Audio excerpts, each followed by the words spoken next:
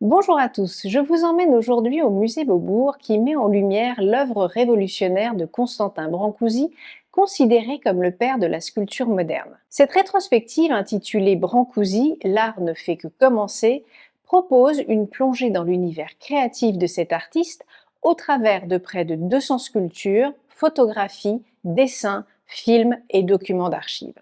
Cette exposition met en avant l'importance de Brancusi dans l'histoire de l'art en tant que précurseur et maître de la sculpture contemporaine.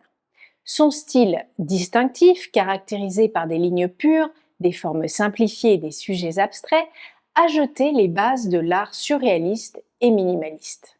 Mais avant de vous parler de l'exposition et de vous en faire partager mon avis, il est nécessaire de revenir sur l'artiste Brancusi, mais surtout de comprendre ce qui en fait aujourd'hui une figure iconique de la sculpture et de l'art moderne.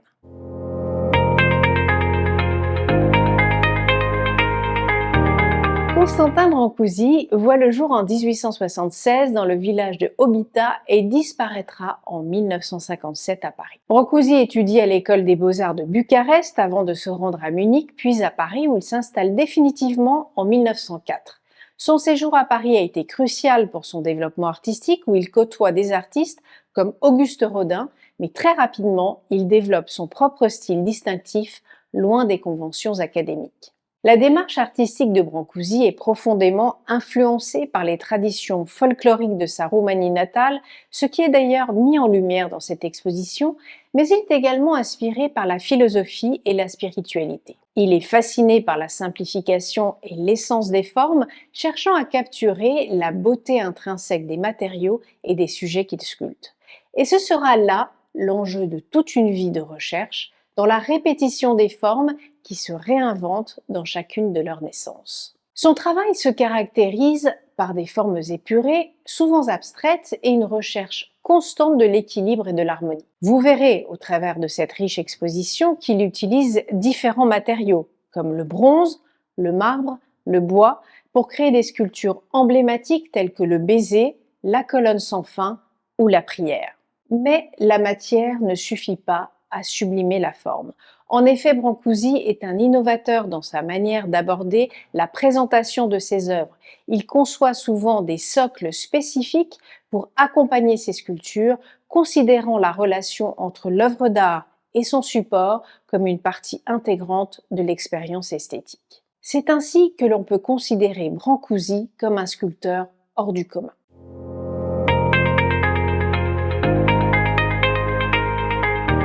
Constantin Brancusi demeure donc un précurseur incontesté de la sculpture moderne. Mais alors pourquoi? L'une des caractéristiques les plus marquantes de l'œuvre de Brancusi est son exploration de la notion de base et de l'universel. Ainsi, en réduisant ces formes à leur essence la plus fondamentale, il défie les conventions de la représentation et ouvre ainsi de nouvelles voies pour la sculpture moderne. Par exemple, dans des œuvres emblématiques telles que le baiser ou la colonne sans fin, Brancusi explore les formes organiques et géométriques de manière à transcender les limites de la matérialité et à capturer l'essence intangible de ces sujets. Son héritage réside finalement dans sa capacité à transcender les conventions artistiques de son époque en explorant des formes épurées et en repoussant les limites de la matérialité. À travers une analyse approfondie de ses sources d'inspiration et de ses techniques novatrices, ainsi que des parallèles avec des artistes contemporains et des références historiques, nous pouvons comprendre pourquoi Brancusi est aujourd'hui toujours reconnu comme une figure emblématique de l'art sculptural. Les parallèles entre Brancusi et ses contemporains, tels que Picasso et Modigliani, demeurent néanmoins évidents. Comme Brancusi, ces artistes remettent en question les conventions artistiques établies, explorant de nouvelles formes d'expression et repoussant les frontières de l'art traditionnel, je vous l'ai dit précédemment. Par exemple, Picasso s'inspire de l'art africain dans ses œuvres cubistes, tandis que Modigliani recherche une simplicité et une universalité similaires dans ses portraits. En regardant au-delà de ses contemporains, on peut également trouver des échos de l'approche de Brancusi dans l'art ancien. Les sculptures égyptiennes, avec leur stylisation des formes et leur abstraction symbolique, anticipent en quelque sorte l'esthétique de Brancusi. De même, les sculptures grecques archaïques et cycladiques offrent des exemples d'abstraction et de simplicité qui résonnent avec l'approche du sculpteur romain. Il faut tout de même resituer le contexte de l'époque. Nous sommes au début du XXe siècle et les artistes modernes, tels que Brancusi, Brassailles ou Arp, ont été attirés par la simplicité et la pureté des formes des idoles cycladiques, les percevant comme des expressions universelles de l'humanité. Ce changement de regard a marqué un tournant décisif dans l'appréciation de ces sculptures qui étaient autrefois sous-estimées, même dépréciées. Les idoles cycladiques, comme la tête de Kéros, sont désormais considérées comme des chefs-d'œuvre de l'art antique, bien que leur fonction exacte demeure souvent énigmatique en raison du manque de documentation historique. Le dialogue entre l'art antique et moderne met en lumière les similarités formelles et conceptuelles, tandis que les expositions contemporaines offrent une réflexion sur l'héritage artistique et la continuité à travers les âges. Dans cette exposition, vous verrez ainsi mise en parallèle cette notion de regard croisé entre l'art ancien ou ethnique et celui de Brancusi, qui en a pris la puissance intrinsèque pour la transcender dans une nouvelle représentation qu'il en fait. Cependant, là où Brancusi demeure incomparable, c'est en apportant, au travers de plusieurs aspects de son travail, une démarche novatrice de la sculpture de son époque, influençant les développements ultérieurs de l'art sculptural. Brancusi est donc un artiste inclassable entre abstraction et figuration.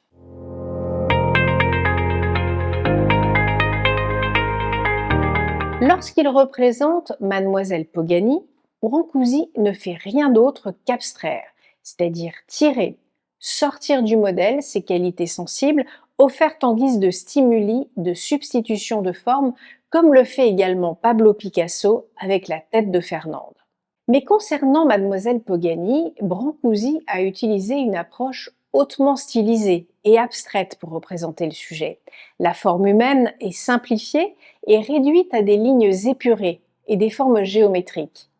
Dans la tête de Fernande de Picasso, c'est tout à fait différent. Picasso explore l'abstraction de manière différente. Picasso a également adopté une approche stylisée, mais avec une emphase particulière sur la fragmentation et la déformation des formes. La tête de Fernande est déconstruite et reconstruite sous des angles multiples, créant une sensation de mouvement et de dynamisme. Ce qui est amusant, c'est que le titre des sculptures se manifeste clairement dans le figuratif avec des titres parfaitement intelligibles et concrets, tels que Oiseaux dans l'espace, Muse endormie ou Tortue volante, pour des œuvres qui finalement pourraient simplement être désignées par un titre générique ou par un simple numéro, ce que signifie pleinement leur regroupement en série, comme ont pu le faire certains artistes plasticiens, comme je vous l'avais expliqué, comme Robert Heyman ou Pierre Soulages. L'objectif de Brancusi est d'établir donc un point d'attraction iconique sur lequel l'effet de ressemblance se déploiera. Le titre figuratif impose un point focal au parcours de sens du spectateur. C'est un nouveau-né, c'est un coq saluant le soleil. Ainsi pourrait-on argumenter que Brancusi vise bel et bien la ressemblance et emprunte des qualités sensorielles aux objets du monde naturel, restituant leur forme, leur couleur, leur texture et une manière unique d'interagir avec la lumière. Certains voient dans l'œuvre de Brancusi une approche mystique et universelle.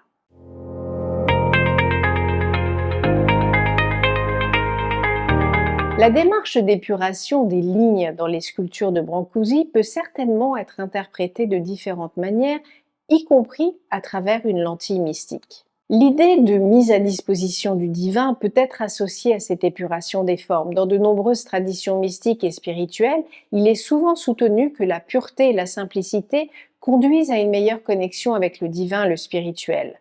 En éliminant les éléments non essentiels de ces sculptures, Brancusi pourrait être perçu comme cherchant à atteindre une forme de transcendance ou de spiritualité à travers son art. Cependant, il est important de noter que Brancusi lui-même n'a pas explicitement décrit son travail dans des termes mystiques. Il était plutôt connu pour son approche pragmatique et expérimentale de la sculpture. Brancusi, sculpteur visionnaire, emprunte une voie singulière où se mêlent le dissible et l'indicible, établissant ainsi une démarche artistique hors du commun. Mais au-delà des apparences, c'est dans la manière dont il intègre le corps dans sa réflexion que réside l'essence de son art. Je m'explique. Lorsqu'on observe ces sculptures, il devient évident que la proportion joue un rôle crucial. Mais cette notion même dépasse le simple rapport entre les différentes parties de l'œuvre. Elle englobe également la relation au corps du sujet, au spectateur lui-même. Brancusi, par le biais de ses choix de socle, invite le spectateur à s'immerger physiquement dans son œuvre. La hauteur ou la position des socles évoque des sensations corporelles, conduisant le spectateur à adopter certaines postures qui enrichissent la perception. D'ailleurs, vous verrez que vous serez engagé à vous accroupir, bouger pour comprendre et appréhender la sculpture. Cette implication corporelle transcende la simple contemplation visuelle et engage une relation plus intime avec l'œuvre. Cette dimension corporelle constitue le fondement même de l'œuvre de Brancusi, conférant sens et profondeur à chaque texture et chaque couleur. Ce rapport au socle, autrefois considéré comme une simple base, se transforme chez Brancusi en une intégration organique à l'œuvre elle-même. Le socle devient partie intégrante de la sculpture, participant à sa narration et à sa signification. Cette fusion abolit la hiérarchie traditionnelle entre l'œuvre et son support, permettant à la sculpture de dialoguer directement avec son environnement, donc avec vous.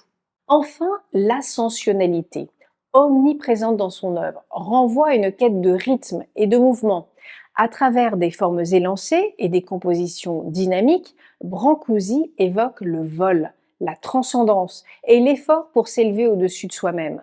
Ces sculptures deviennent ainsi des symphonies visuelles où chaque élément contribue à une progression rythmique vers des hauteurs toujours plus élevées. En somme, l'œuvre de Brancusi dépasse les frontières de la représentation figurative pour explorer les recoins mystérieux de l'âme humaine. Alors, qu'attendre de l'exposition ?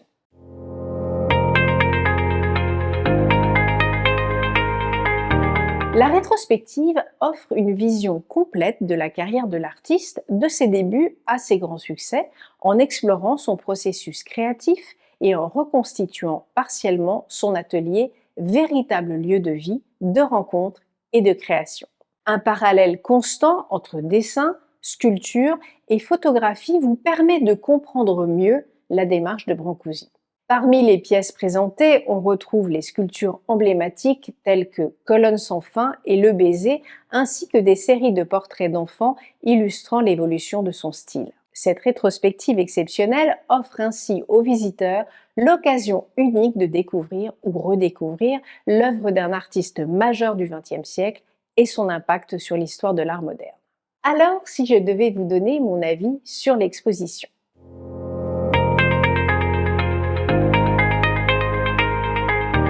Il est vrai que je suis allée voir cette exposition un samedi et il y avait beaucoup de monde. Mais cela ne m'a pas empêché de décrocher du réel pour me fondre dans l'œuvre de Brancusi. L'entrée est magistrale. Vous savez que vous allez passer un moment inoubliable. Le début de l'exposition est très documenté, en rapport d'ailleurs avec la donation qu'a fait Brancusi en 1957. L'exposition est en fait très riche et peut être explorée de différentes manières. C'est la raison pour laquelle il faut revenir.